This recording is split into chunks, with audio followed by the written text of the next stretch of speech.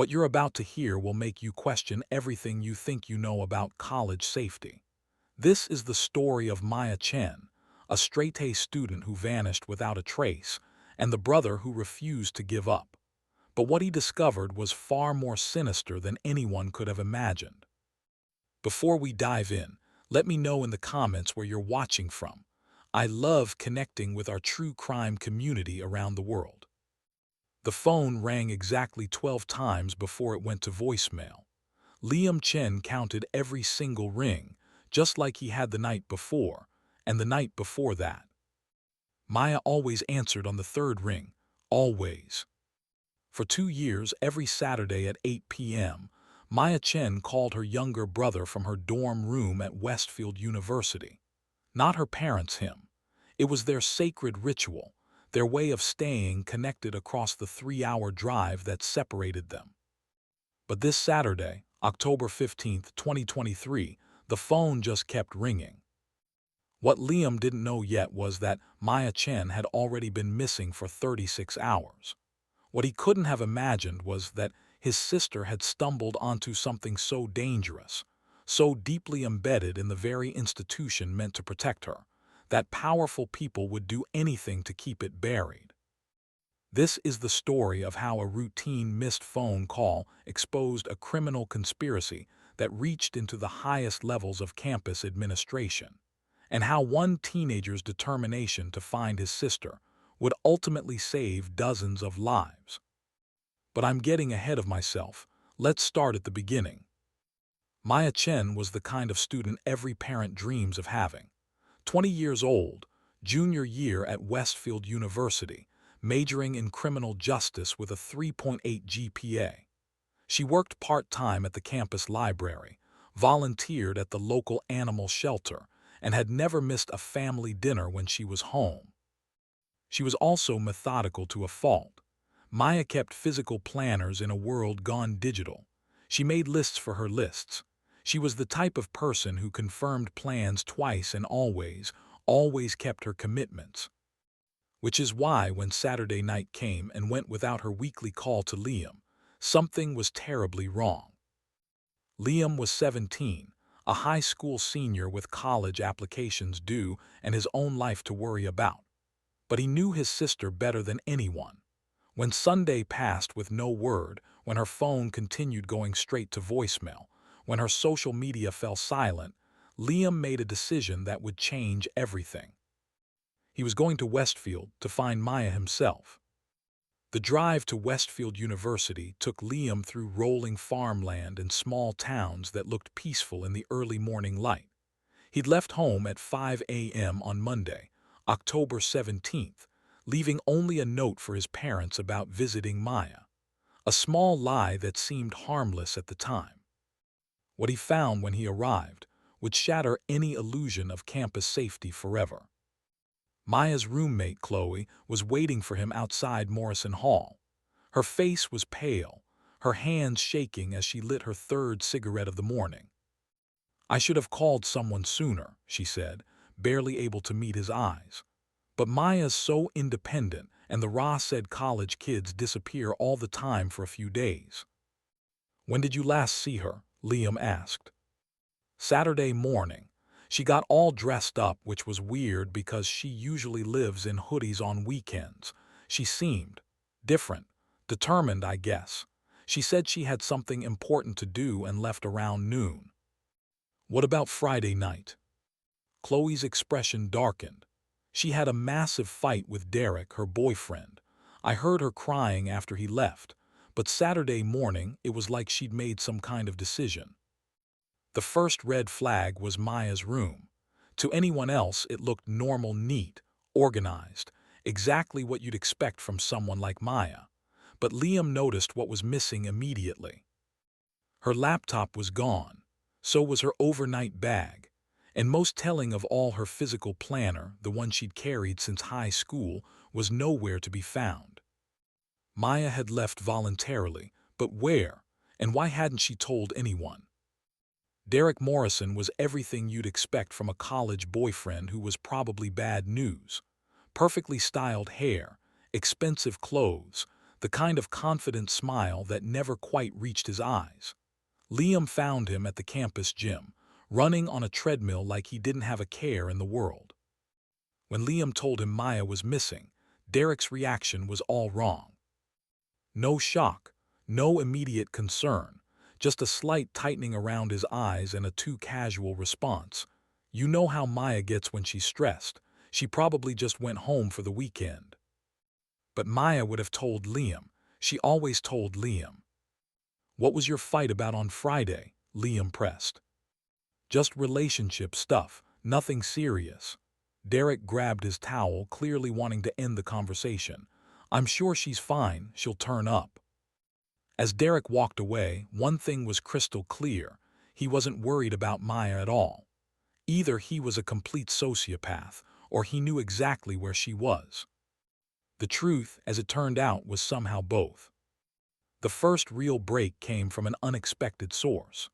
Janet Morrison, Maya's old supervisor from the campus coffee shop, approached Liam that evening as he sat trying to piece together his sister's last known movements.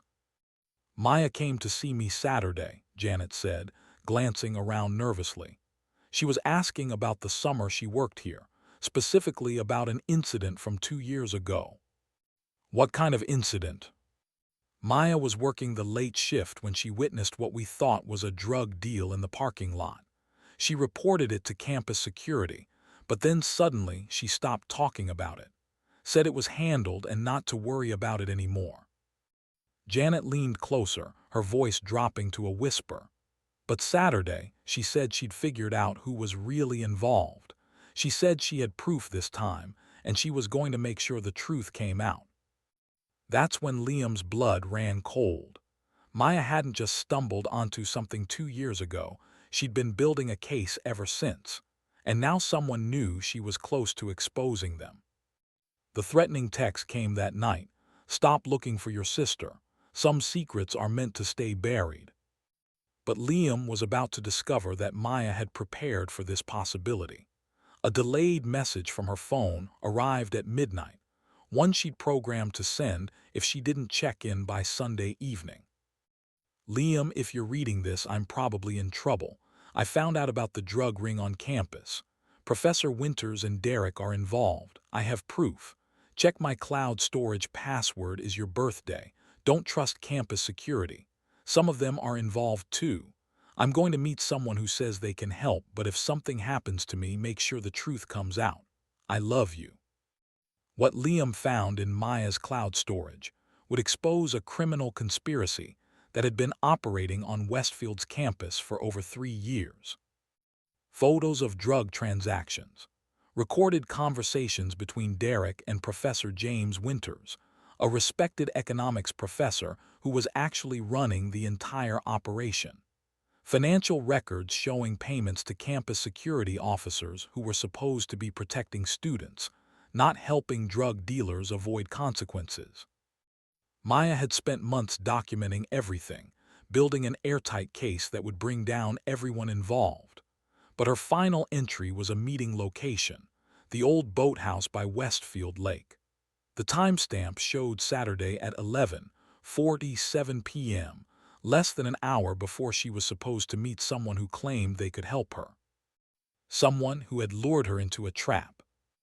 Against every instinct and direct orders from Detective Rodriguez to wait for backup, Liam drove to the lake that night. Maya's car was there, abandoned in the gravel parking lot. Inside the boathouse, he found his sister. Maya was alive, but she'd been tied up for 3 days, surviving on nothing but the water her captor occasionally provided.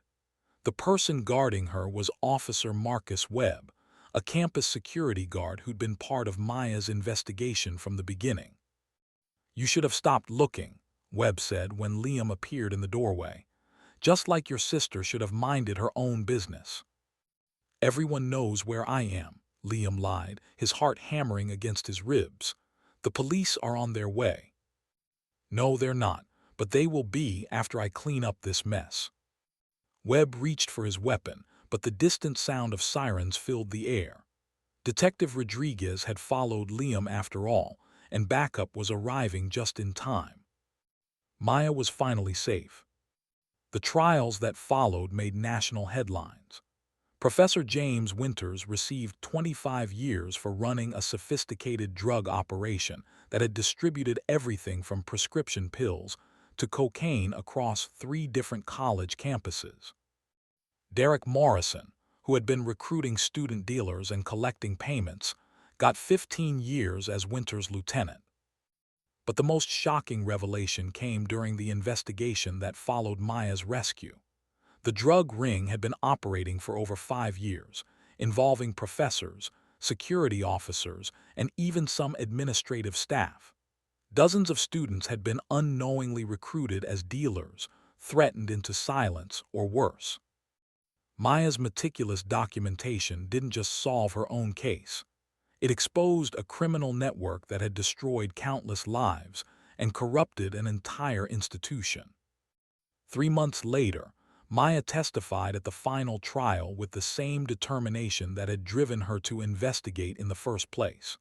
When asked why she'd risked everything to expose the truth, her answer was simple. Because someone had to, and if not me, then who? Today, Maya Chen is a senior at Westfield University, which underwent a complete overhaul of its security and administrative systems following the scandal. She's still majoring in criminal justice, and she still calls her brother every Saturday at 8 p.m. sharp. Some traditions, Maya says, are worth keeping. The Maya Chen case reminds us that evil can hide in the most trusted institutions, that corruption can flourish when good people stay silent, and that sometimes the most ordinary people among us are capable of extraordinary courage. Maya was just a college student who asked the right questions and refused to accept easy answers. Her brother was just a high school kid who knew something was wrong and wouldn't give up. Together, they brought down a criminal empire and saved dozens of lives. Because sometimes, that's all it takes: one person who cares enough to keep looking for the truth. What did you think of Maya's story? Have you ever found yourself in a situation where you had to choose between safety and doing what's right? Let me know in the comments below, and don't forget to tell me where you're watching from. I love hearing from our true crime family around the world. If this case interested you, make sure to subscribe for more deep dives into the cases that remind us why we should never stop asking questions. Until next time, stay safe out there.